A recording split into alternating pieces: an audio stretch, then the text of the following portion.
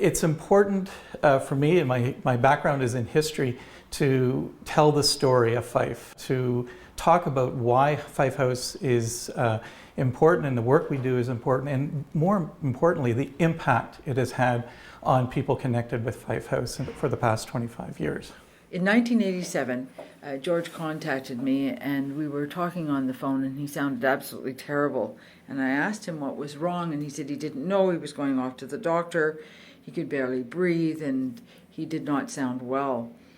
I think the story of Fife in the past 25 years has, at its root, has always been about fundamental change and transformative change for the people that are involved with Fife. It became clear to me that he was not doing well on his own, and it didn't seem right that he should have to be by himself.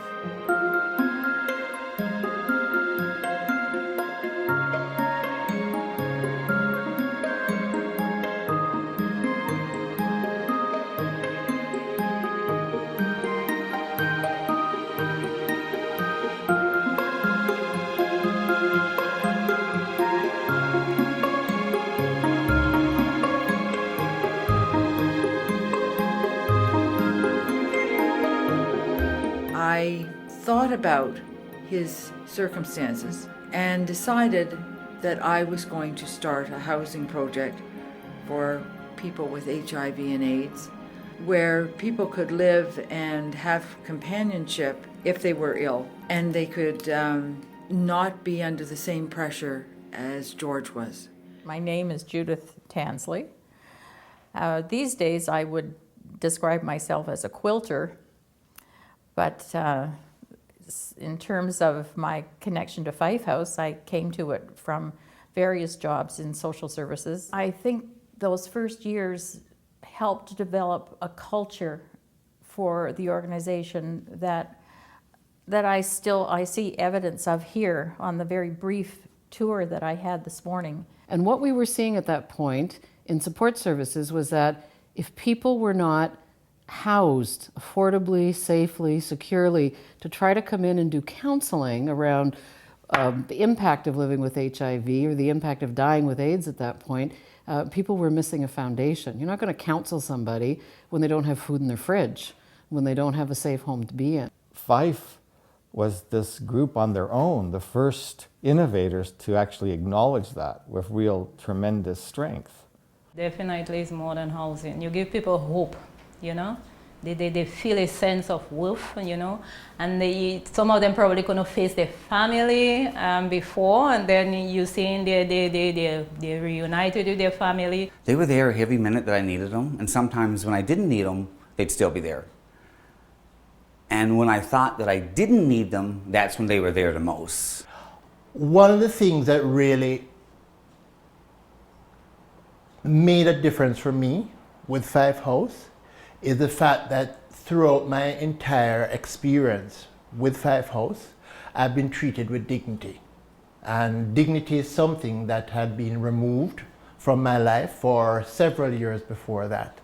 And I think that dignity is what has propelled me forward, transitioning from the Denison location to my own one-bedroom apartment, which is also a Fife House supported unit. Many of the AIDS service organizations actually functioned in silos. We had these quiet little collaborations that happened really informally. For example, we all knew Fife House was a housing provider for those who were HIV positive, and we would just incidentally start case managing some of the members that lived at Fife House. I see ourselves as leaders in developing those partnerships, and always with a focus on developing the best possible service for our client group. That there's a seamlessness in the work that we do, a seamlessness in the support that is provided to our clients. Without that program, I can't say I'd be here doing this today. I don't know if I would be actually alive, or if I would, what kind of gutter I'd be in. I'm not quite sure how I happened upon Fife House, but anyway, I made contact with Fife House, and it was such a God moment. 1990, I was the first and only employee, and in 1998, when I left, there were 40 employees, and we had 2 houses and the apartment building on Jarvis Street. I remember when Ruth Ann Tucker had moved back to Toronto and had been made the executive director of Fife House. Tony DePede was on the board of Fife House at that time, and he came into my office and sat down and said to me, "What do you know about building housing?" And I looked at him and I said, "That would be zero." We got together one afternoon at her apartment, her new apartment in Toronto, with her partner. We set up a secret meeting at my home over on Alexander Street. We just started talking about the Wellesley and that it might be closing. And Tony, I don't know how it happened, but the plans for the land ended up in his bag and ended up at our house. When you think about where we started and this dream of new housing for people with HIV, and the resources that were going to be needed. I mean, it ended up costing almost $20 million to build. We needed over $1 million new operating dollars. At the time, anyone would have told us this was not possible.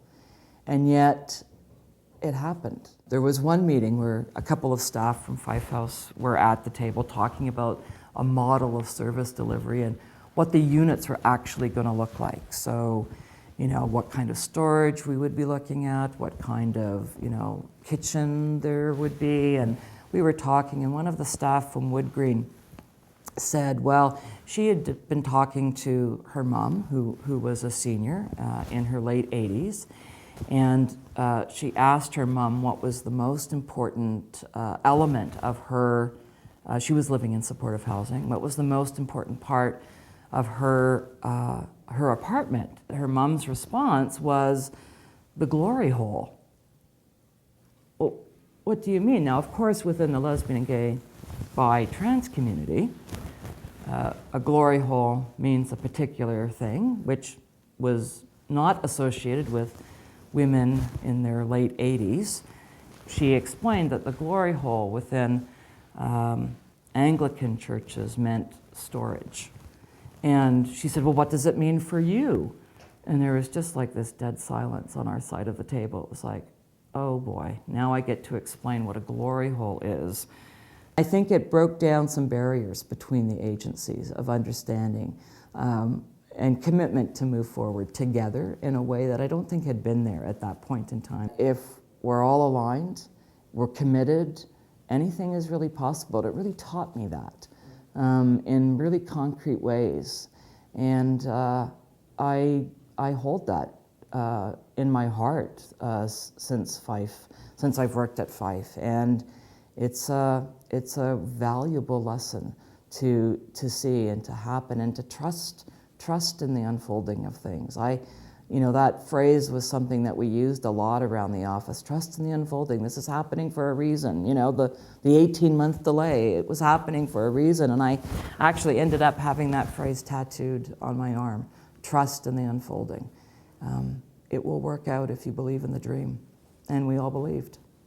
For the past 25 years, people who have contributed and made donations to Fife House, be it through individual donations, through our events, our signature events in the spring and the fall, both volunteering and donating, and also through our capital campaign, have made an investment in the work we do at Fife House. I think that having an opportunity to be trained to work and to do it as part of a group of people who are going through the same challenges that you are is absolutely instrumental in addressing the stigmatization and the isolation that so often comes along with a HIV diagnosis. Being part of a person's journey through that whole experience was incredible. I was very humbled by it.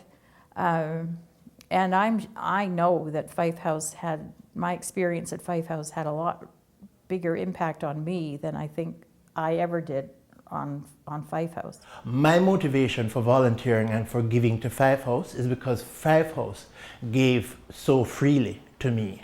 Providing the walls and a unit is one thing. Providing a way that people come into relation with themselves again, and then in relation to diverse communities, and then how those diverse communities can do something in the world, a community kitchen, peer research, or not. I mean, just many opportunities. I think that's fantastic. I think there's a holistic way that Fife House understands caring for people. And caring for people isn't just a one-size-fits-all, nor is it just a physical structure. It's actually saying to the human beings who come, who are you and what do you need from us? And then we'll work to include that. I think the story is about hope. It's about innovation, it's about partnership, it's about flexibility. Using that history, using all of the lessons, all of the evidence that has been gathered since then to inform where we are going in the future. We look optimistically of providing that support and being flexible and nimble to provide support to a changing client base. I don't even want to imagine what the landscape would be without Fife House. I mean, why would we? Fife House has been around for what, 25 years? I'd like to see them around for at least another 25. They've got a lot of work to do. They've just scratched the surface. This is not an institution. It's just a place where people come to help each other, get help, and sort of be in community. And Fife is that. Our work is easier within the downtown Toronto area because Fife House does what it does. As some folks say, I'm gobsmacked at what's going on here. It's visionary and exciting and working. That's an amazing thing. The impact has been immeasurable, I think, for many folks who have walked through our doors, who are being provided support, and who have actually moved on to more independent living.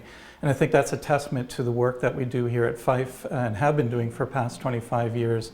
This is one to write up and spread the word about, I'll say. My happy birthday Fife House message would be that I think everyone has done the most magnificent job ever. And it makes me cry to think that it has come so far. And I'm very, very proud of all of the people who have been involved over all of these 25 years, including all of the residents who have fought bravely in their lives, not feeling so well sometimes, and hopefully are moving forward in a much better way. And I think that George, if he was here today, would be not only supportive, but absolutely in awe in what Fife House has done, carrying his name forward into the future.